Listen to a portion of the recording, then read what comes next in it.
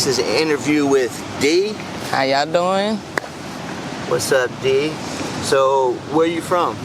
Originally, Alexandria, Louisiana. I moved down here when I was 29 now. Okay. Tell me a little bit about your parents. Well, for the longest, it was me and my mom up until we moved down here. She was with a man that sexually abused me from 9 to 12. She left him when I told her about it when I turned 12. She's been with my stepdad since I was 15, and he's been in my life steadily ever since. He's a good man. Right now they have my 2 kids, my 4-year-old son and my 1-year-old daughter, because I haven't been able to pull myself out of my habits with drugs, and I didn't want to keep bouncing them around or even have myself be like that in front of them. I wanted them to be stable, be happy, and have a childhood. Absolutely. How did your substance abuse start? It started, I guess you could say, because I didn't want to take the step to go to counseling and talk out what happened to me when I was a kid. I still don't really like to talk about it. It's easier now too, though. But I guess you could say my gateway drug was after he went to jail. My brother gave me my first marijuana blunt on my 12th birthday. And when I turned 16, 17, I met a girl. She was on probation. She didn't like the fact that I could smoke weed without her, so I started smoking K2 with her. And that led to other gateway drugs, methamphetamines, fentanyl, and it's just, I feel like it's steadily been a decline. The only upside that I can see that I've switched from being on K2 to fentanyl is most people fall asleep on it. I still stay awake and I'm more active. I still want to do stuff as opposed to being on the K2. As soon as I hit it, I would fall asleep and not be able to do shit for the whole day. So The fentanyl doesn't ever knock you out? I don't smoke enough to let it do that, because I've seen the effects. Like, some people fall asleep and not feel themselves being touched by unwanted people, and to have to go through that as an adult when I went through it as a child, I told myself I wouldn't put myself in situations like that ever again.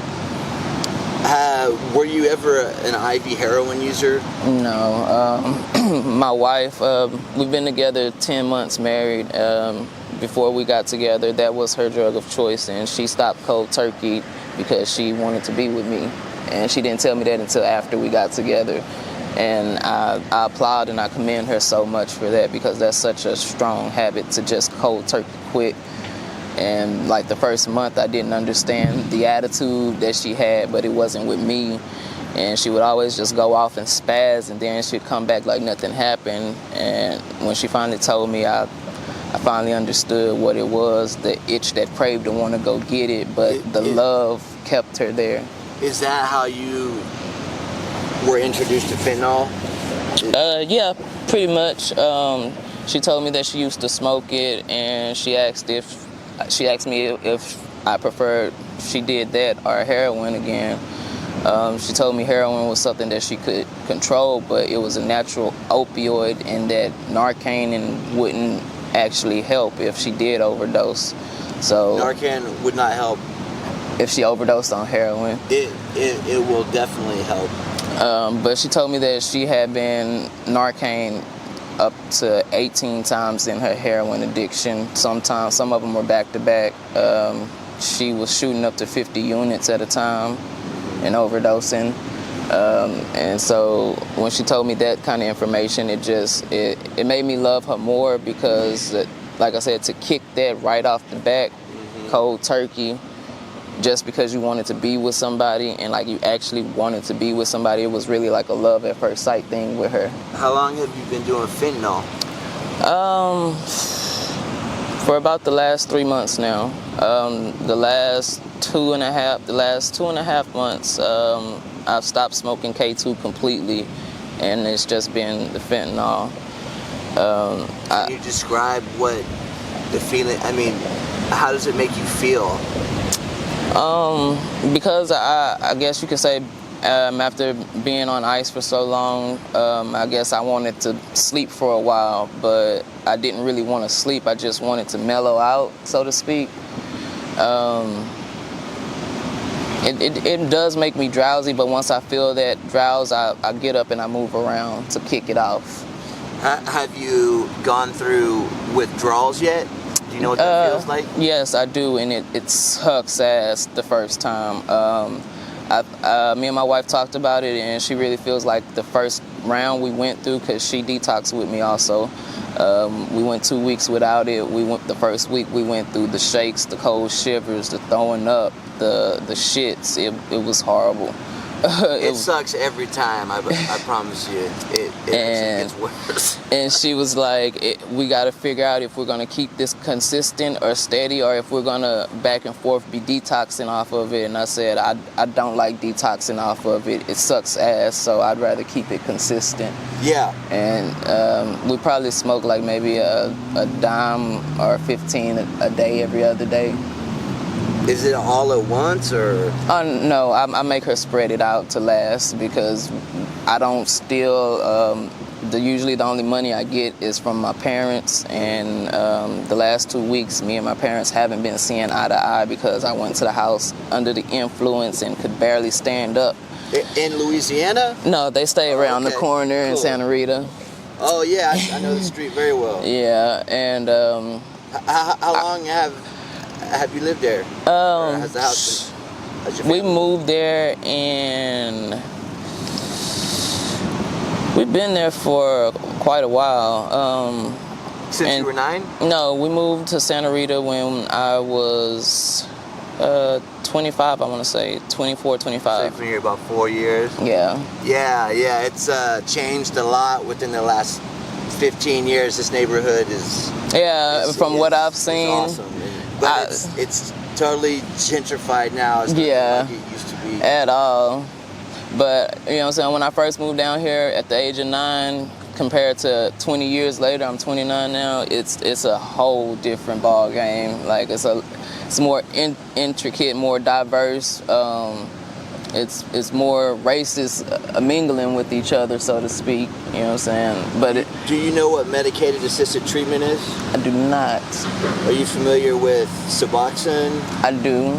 Are you familiar with methadone? I am. Suboxone strips, I call myself trying them without even being on heroin before I found out I was pregnant with my daughter, and that's how I found out I was pregnant with my daughter. When I would take them, within the first 30 minutes, I would throw up literally twice every time, and then I'd be good. The last 2 times I took it, I literally threw up back-to-back 9 times in a row, and I was like, something's not right. So I went and got checked and found out that I was pregnant with my daughter. Oh, wow. And she turned 1 July 29th. Congratulations. I've been on, methadone, and I was on Subutex before they even made Suboxone when I was 18 years old. I'm 39 now, so I've been on and off medicated assisted treatment, half my life almost. So if that's something that you're ever interested in, like you're tired of the fucking daily chase and getting sick, I mean, we can totally connect you with those resources. I would like to, for my wife's sake, just to try other things, because we do eventually want to live a sober life.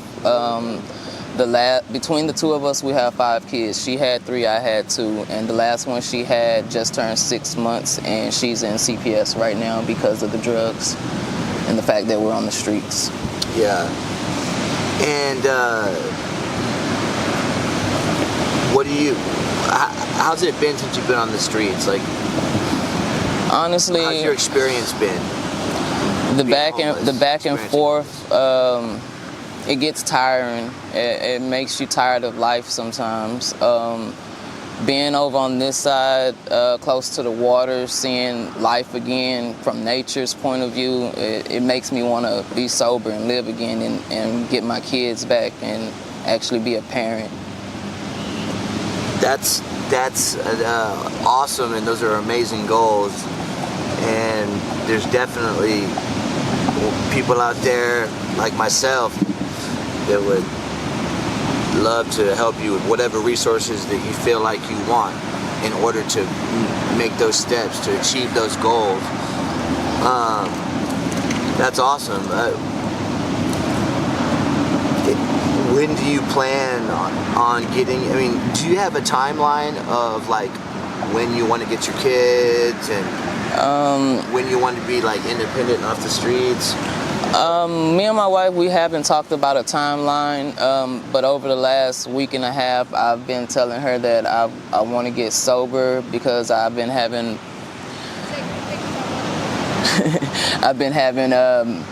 bad feelings, you know what I'm saying? It's hard to explain. It's just the intuition, and I guess, so to speak, last night it came to pass.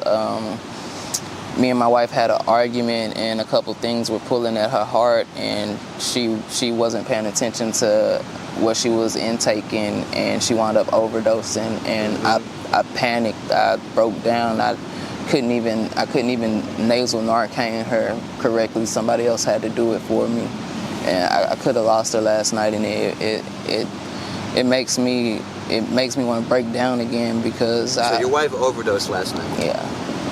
But the overdose was reversed by one hit of Narcan? Yeah. Okay. When she overdosed, I was outside the tent trying to talk to her, you know what I'm saying, because she was inside crying still. I was getting ready to start a fire to keep us warm, and something just pulled at my heart because she got quiet. I mean, it's not something I'm not used to, but it's just that quiet was different. And when I looked in the tent, she wasn't breathing, she wasn't responding. She still had a strong pulse, which is how I know I caught her just in time, like she had just barely started the overdose. But the fact that if we wasn't so close, then I wouldn't have caught it if we wasn't so close. I put it like that. Well, I'm so glad that she was able to get that reversed. You know, I mean, I know what it's like. It's happened to me more than several times when a significant other overdoses right in front of you, and your mind is going a million miles an hour. You don't know what to think. And it's, talk about an adrenaline rush. Yeah, definitely is. I stayed up half the night just watching over her, making sure that she stayed breathing, and she was okay after the Narcan. She was really okay, but it's still a scary thing to go through. So She's had the Narcan me once before also. My very first time when I first got introduced to it was downtown in Cesar Chavez. It was still peak summertime, hot as fuck, got a blanket over us. I take one hit without her paying attention because she was across the street. A friend runs and tells her, hey, Dee's not breathing, she's not talking, and I wake up being told she just had to Narcan me, and I'm puking my guts up. And I was like, never again, never again. And since then, I've always moderated myself on my intake because I don't want to put her through that. Are you, I mean, in my experience, 3 months, I mean, I was brand new. I think I went, like 4 years hard before I even tried to make an attempt to stop. Or are you thinking about stopping? Or? Yeah, I first got introduced to K2 when I was 17, and I'm 29 now, and I literally just stopped fucking around with it 3 months ago. So that was my main drug of choice, aside from ice, because the ice would negate the cushion. I would be even. I wouldn't be too down, but I wouldn't be too up. I don't like being just on ice because I get jittery and shaky, and I don't like that feeling because I feel like I'll get in trouble because I don't know what to go do, or you know what I'm saying. I usually did get in trouble when I was like in that state because I'd go tweaking off, not even trying to find trouble or, you know what I'm saying, find anything to steal. Trouble just would find me while I was in that state. What do you think K2 has like affected your mind? How has it affected you? Because I've seen it affect people in different ways to where... I honestly, some days I don't feel like it's affected me at all, but some days I know that it has affected my temper. At least that I know it has. I used to get really angry when I didn't have it, or when I couldn't find it, or when I would get a good batch and couldn't find it again. With the Fetty, it didn't matter if the batch was good or not. Eventually it would all hit the same. Either it would sneak up or it would hit right off the bat.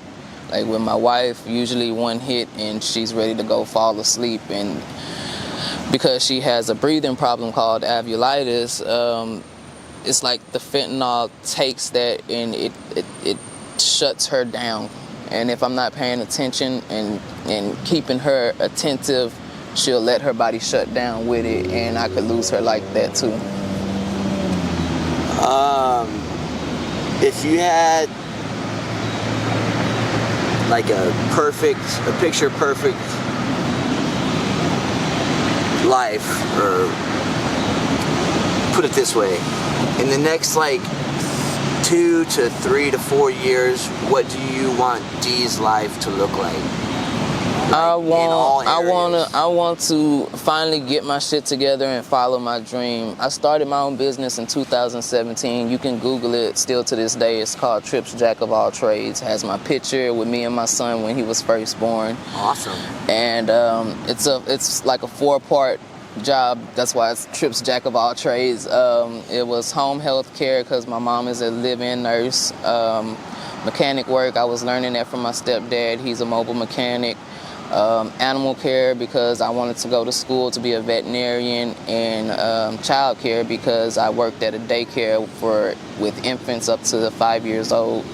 I have all types of certificates and shit. So what do you want your life to look like in the next few years?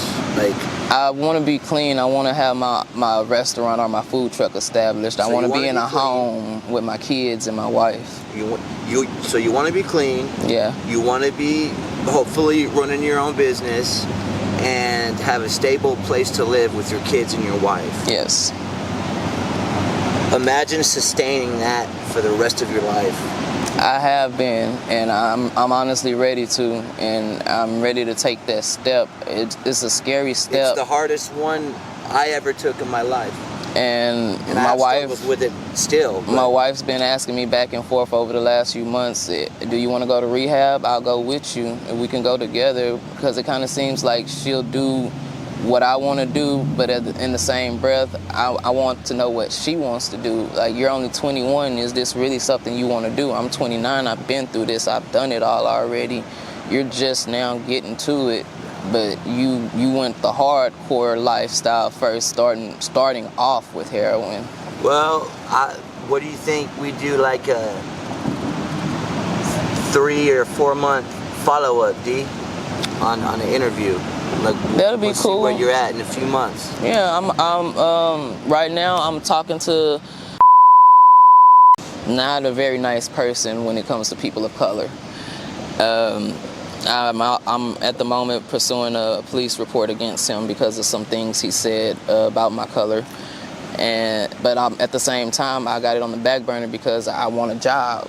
Sure. And if I have to put what he said on the back burner because he's the owner to get a job, I told myself that I will, but I told him best believe he's gonna hear from me. Yeah, that's not cool, and it's very unfortunate. Yeah, and it's the first time in my 29 years I've ever had to deal with it, and it shook me. Like, I broke down crying after he pulled off because I didn't know whether to hurt him or to pursue it the right way, and my wife talked me into pursuing it the right way, because the old me, I would have had somebody looking for his car, his license plates, all of that, and found him and did something to him. Do you have any, like, last words or anything you feel like you want to get off your chest, or in words of encouragement to someone who's maybe going down a hard road?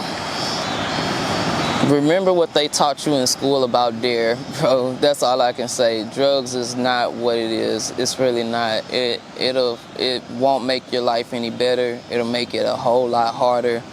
It'll zap your pockets like it's never been zapped before.